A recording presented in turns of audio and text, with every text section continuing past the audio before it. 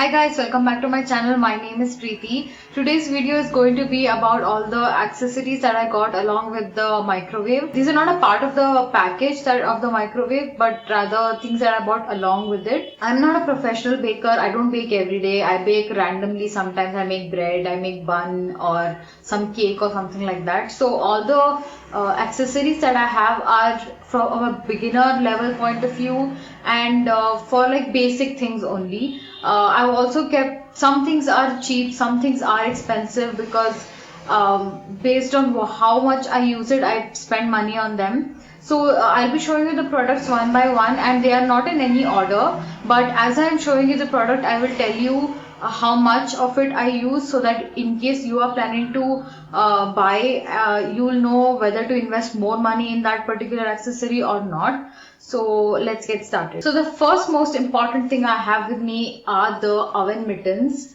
Okay, these are the oven mittens. I got these from Amazon. These are also from Amazon brand, as in, how do I show you this one? It's this brand called, I don't know if you can see it.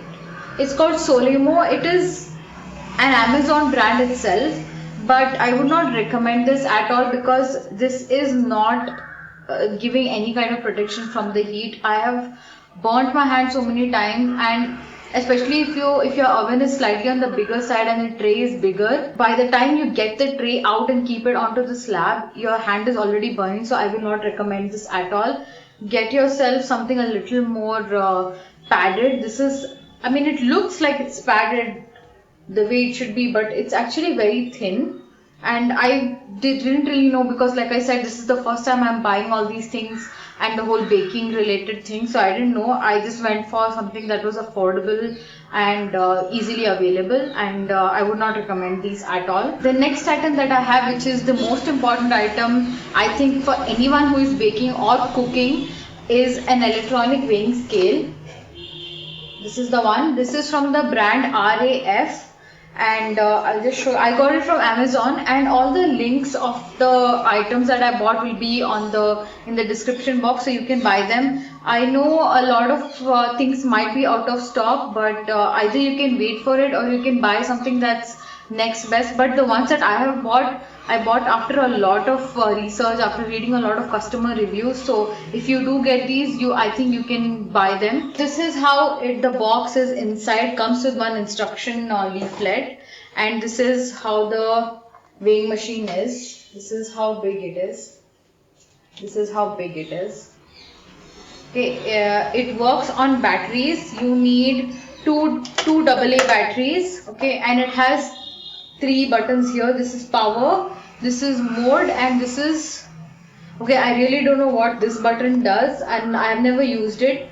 I just use on and off button and this mode. Sorry, I'm looking somewhere else. Actually, I'm trying to look at my video so that I can see what I'm pointing at. But this is the mode. So basically it will display in grams and pounds and few different other modes. This is a very basic model. It was not even very expensive. So this is a good one, and so this is a very important accessory when you're baking. Weighing things in grams or like whatever unit you want to use, and instead of cups or tablespoons, is way better because cup sizes and the spoon sizes will differ. So weighing is always a better option. The only complaint I have with this is you cannot put food on top of this and then switch on the on button. You have to first press the on button, wait for it to get to 0, and then put the food on top. Otherwise it will give a wrong reading. So this is the only thing. If you are planning to buy this, I would just suggest that you can definitely buy this one, but since it's such an important piece of baking, you definitely should consider buying something a little more better quality, something a little more dependable. Like the other thing that I've noticed with this is if you put a cup on top and then you keep adding things into that, sometimes the weight will not change. But if you lift the cup and you keep it down again, then it shows a different weight.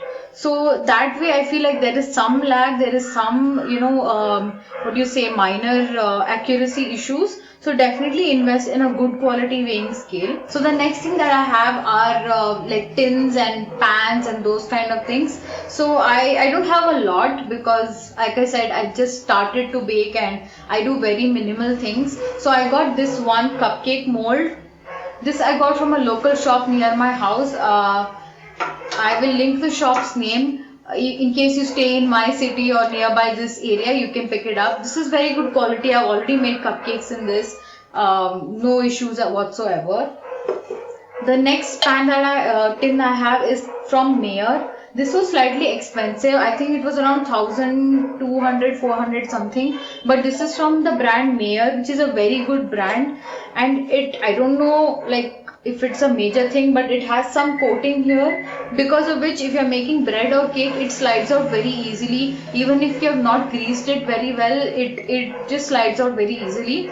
It seems like a very, very good quality, very sturdy loaf tin. And if you're somebody who bakes bread and cake, these kind of rectangular cakes a lot, I think you should definitely invest in good quality pans and tins or whatever the molds are. The other thing that I have are these cupcake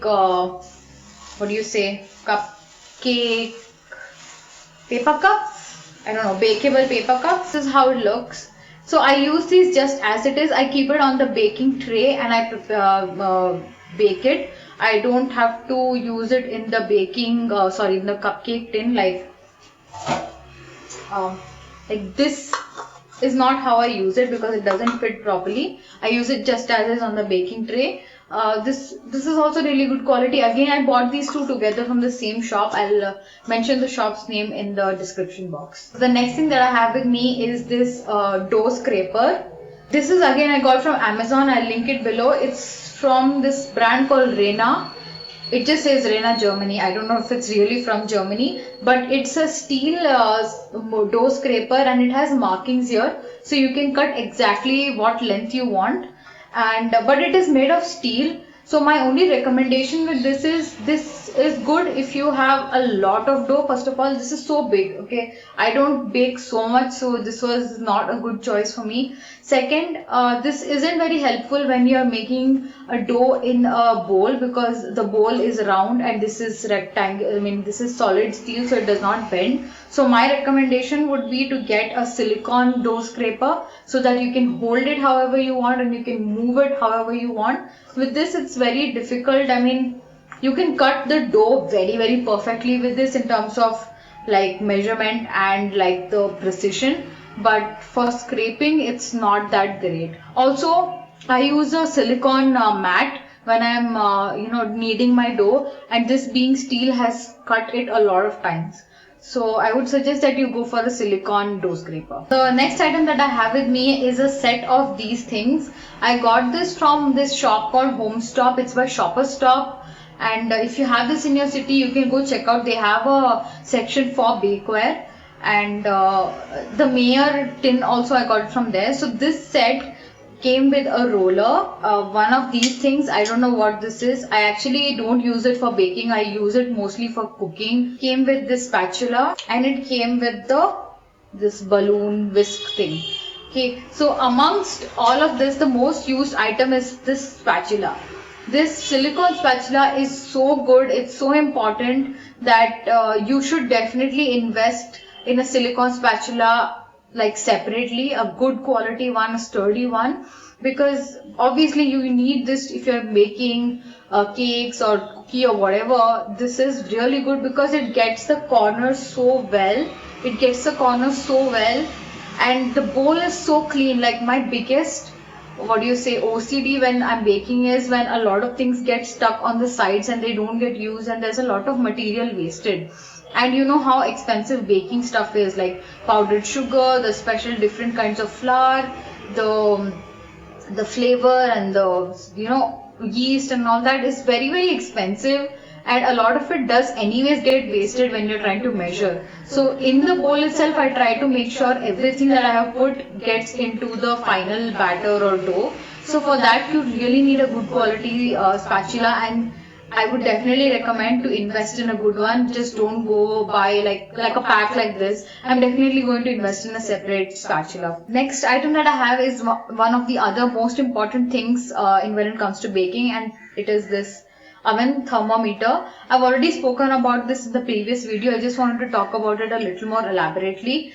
So you can, when you're preheating the oven, most ovens do not have a LED display. Mine doesn't, so I don't know whether it has actually reached that temperature or not. And also it's like a verification thing whether your oven is working correctly or not, because over a period of time it will not heat the same way it used to. And also certain spots in the oven will have more heat than others. Like the oven always is hotter at the back than in the front.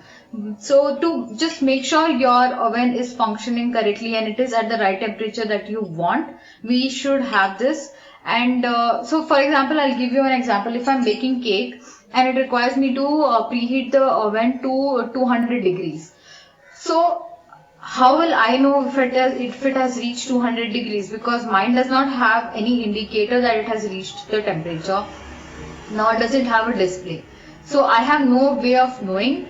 So for that I use this. I got this from Amazon as well, but I think this has gone out of stock, so you can either wait or pick up another one. But I got this for a really cheap price, maybe 300 rupees. So I'm not sure if at this price you get something like this. Anyways, I'll link it, you can check it. So how this works is when you decide to preheat your oven, you use any of the trays, one tray, and use this and put this inside and then preheat the oven. So you might feel like leaving this inside the oven feels scary, or like it might cause any kind of fire or hazard or something like that. But there's nothing to worry. I have been using this for almost many months, let's just say. So nothing has happened and it works really fine. Has made baking very easy for me. And one problem, or like say negative about this, is that this takes a lot of time to show the temperature. It's not like it's not instant read, so it literally takes the same amount of time as the oven takes to heat. So it's not like if you can just put it in to check the temperature and remove it will take some time to reach that temperature. So you put it in and preheat your oven, and once it reaches a desired temperature, then you can turn off your oven. I think I spoke too much. I must have confused you. But if you have any doubts regarding this, you can tell me. Main point is that when you're preheating, put this thermometer inside and wait for it to show the temperature that you want it to be in. The next item that I have is this meat thermometer, which again I got from Amazon. I will link it below. It comes in a box like this, and then you just remove it. Okay, this is how it looks. So what this is for is whenever you want to measure the temperature. So in baking you have something called internal temperature, which is basically the temperature of a cooked item, and you check it by poking this in the center of that item, and then the temperature that it reads, you note that, and then you and then you can check whether it is fully cooked or not. So for example, the cooking temperature, internal temperature, is available on Google, so you can make a note of that. Like for example, this is not the correct information, but for example, a cooked chicken leg piece with bone in the center should be around, may say, 150 degrees centigrade. So you don't know, but when you're cooking in the oven, you don't know whether it has reached that inside temperature or not. So you poke this and then you record the temperature, and then you know that chicken is cooked. This also has an on and off button, and it has a degree. It shows the temperature in Fahrenheit and centigrade, so you have both of that. And it works on those watch batteries, so it came with a battery. I didn't have to put any. The next item that I have with me is this silicone mat, which I use. So this is how big it is. Okay, and it has markings of different cup sizes, different diameter and length and all of that. You can see that my kitchen is very small, so I don't really have a lot of space to knead and to do all those things. So I use this mat to put on the slab so that I have a clean surface, and because you don't want impurities touching the dough and the batter and all of that. So that's why I have that. I just wanted to show you guys my setup so that you guys can have an idea, and also like a little bit of how to keep the oven. Okay, so this is my situation right now. In my previous video, I think you would have seen my OTG was that corner, my microwave was here, and this place was empty. So I got this shelf made for the purpose of keeping the OTG here, and below is my washing machine. So the OTG does not touch the like the floor or whatever directly. It has these things here. So this is how it is. This setup is made up of wood, but I put like a normal laminate on top, but the inside laminate is heat resistant and fire resistant. It is from this brand called Merino. I will link the laminate description in the box. So if you are planning, you can get it. This makes the setup very safe because my kitchen is small, like I said, and there are too many equipments in one place, and it really sort of makes me paranoid if something goes wrong. So I have done this setup, and on top I have just made things like this to keep all the baking related stuff. And this thing is open from all sides. It's open at the back, open at the side, open on this side also. So it has plenty of ventilation. Couple of things that people were asking me regarding the microwave setup. I'll just tell you all. I'll just answer a few questions. One is which setup to use for making bread, cake, those kind of things. See, for baking, you will most probably use this setup, okay? None of the others get used as much. If you have a doubt, just go with this setup. This is the safest. It's basically top and bottom rod on, and the fan is on. Okay, if you're using rotisserie, then you can use this one. But otherwise, for baking, you'll only use this one. Okay, in case you're making roast chicken or you're making bread and you're not getting the color and the texture on top, then you put the food on the top rack and then you bake it again in the same one. So what that happens is it is getting cooked from bottom also, but it will, because it's closer to the top rod, it will get that nice brown color and that crispy texture. So yesterday I baked a little bit of buns. Yesterday it's almost already over, so I kept it in this rack and I baked it. And then in the last 5 minutes I kept it here and baked it. Okay, right now the order of the tray is wrong. Actually this should be here, this one goes here, and this I was not using this basically. I just kept it for now. So that is the thing. So for making cookies, I just want to show you, if you are making cookies, you can keep it on this rack, on the second rack. Okay, this is the first rack. This is where the crumb tray goes. This one goes. And after that I bake cookies in this rack, because cookies essentially need to bake from the bottom.